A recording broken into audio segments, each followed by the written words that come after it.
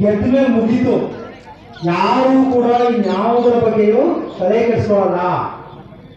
ಒಂದು ನಾನು ಹೋದ ಸಭೆಯಲ್ಲಿ ಹೇಳಿದೆ, ಅವರ ಇಂಟೆನ್ಷನ್ ಎಲ್ಲಿರುತ್ತೆ ಅಂತ ಅಂದ್ರೆ ಕಾಮಗಾರಿ ಮಾಡಿಸ್ಬೇಕು, ನರೇಗಾ ಮಾಡಿಸ್ಬೇಕು, ಇಲ್ಲ 15 ಫೈನಾನ್ಸ್ ಅಲ್ಲಿ ಏನಾದ್ರು ಬಂದ್ರೆ ಬೇರೆ ಯಾವ ಕಾಂಟ್ರಾಕ್ಟ್ ಅನ್ನ ತೋರಿಸ್ಬಿಟ್ಟು ಇವ್ರ ಕೆಲಸ ಮಾಡಿಸ್ಬೇಕು.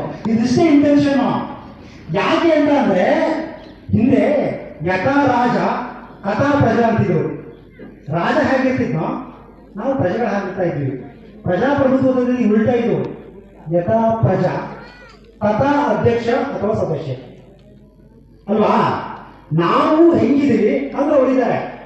ನಮಗೂ ಇನ್ನೂ ಒಂದು ಇಂಪಾರ್ಟೆಂಟ್ ಏನು ಅಂತಂದ್ರೆ ನಾವೇನಾರೇ ಮಾತಾಡಬೇಕು ಅಂತಂದ್ರೆ ಕೈ ನೀಡ್ಕೊಂಡೇ ಹೋಗೋದು.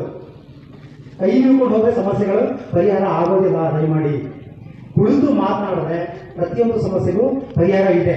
ಆಯ್ಕೆಯಾಗಿ ಬಂದಂತಹ ಸದಸ್ಯರುಗಳು ದಯಮಾಡಿ ಯಾರೇ ಇವಾಗ ಇರೋರು ಮುಂದೆ ಬರುವಂಥವ್ರು ಯಾರೇ ಆಗಿರಲಿ, ಜನಸೇವೆಯನ್ನ ಮಾಡುವಂತಹ ಇಂಟೆನ್ಷನ್, ಮನೋಭಾವ, ಆಶಾಭಾವನೆಯನ್ನ ಇಟ್ಕೊಂಡು ಬರಬೇಕು.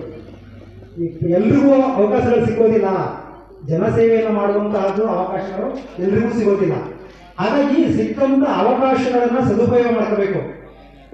ಇದು ಕೆಲವರು ಹೇಳ್ತಾರೆ, ಮಾಡುವಂತಹ ಕೆಲಸವನ್ನ ಸರಿಯಾದ ರೀತಿಯಲ್ಲಿ ನಾವು ಮಾಡ್ಕೊಂಡು ಹೋದ್ರೆ, ನೀವು ಯಾರೋ ಒಬ್ಬ ಬರ್ತಾನೆ, ಯಾರೋ ಒಂದು ಏನೂ ಗೊತ್ತಿಲ್ಲ, ನಾವೇ ಆಡಳಿತವನ್ನು ಮಾಡ್ಕೊಳ್ಳೋದಾಗಿದ್ದರೆ, ಜನತೆಯೇ ಆಡಳಿತ ಮಾಡ್ಕೊಳ್ಳೋದಾದ್ರೆ ಸದಸ್ಯರನ್ನ ಯಾಕೆ ಆಯ್ಕೆ ಮಾಡಬೇಕು?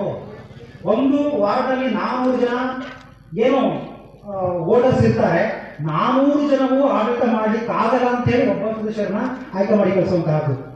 ಅವರು ಅದನ್ನು ಮಾಡಲಿಲ್ಲ ಅಂತಂದ್ರೆ ಆ ಆಯ್ಕೆಯ ಉದ್ದೇಶವೇ ವಿಫಲ ಆಗುತ್ತೆ. ಹಾಗಾಗಿ ಯಾರೇ ಗೆಲ್ಲಿ, ಯಾರೇ ಇವಾಗ ಇರೋರಾಗ್ಲಿ, ಯಾರೇ ಅದನ್ನು ಬಂದಂಥವ್ರು ತಿಳ್ಕೊಂಡು, ಯಾರಿಗೂ ಗೊತ್ತಿರೋದಿಲ್ಲ ಅಡ್ಮಿನಿಸ್ಟ್ರೇಷನ್ ಆಡಳಿತ ಯಾರಿಗೂ